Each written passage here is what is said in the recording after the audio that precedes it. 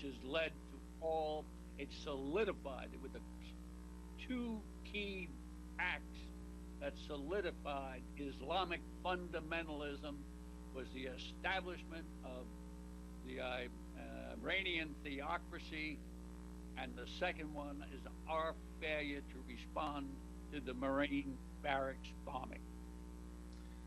And it was Ayatollah Khomeini that changed the Islamic teaching of martyrdom to include suicide bombers, which is not in the Quran. It was the Ayatollah that formulated that strategy. It was Bin Laden that took it, and ever since then, tens of thousands of Muslims have been fed a lie that is not even in their own book, and that is suicide terrorism is not martyrdom. They've completely twisted that doctrine, and look where we are now.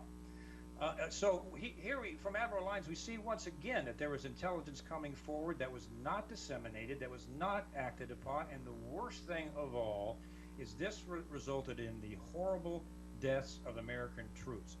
It is beyond me why the government, in those capacities at those levels, do not care about human life and specifically the lives of our troops. But we've seen that from Pearl Harbor to Beirut to Iraq and on down. And I think it's time for people to say enough is enough. It's time for the government to start telling the truth. It's time for the government to stop lying under oath, like James Clapper did, like Hillary Clinton did, like Eric Holder did.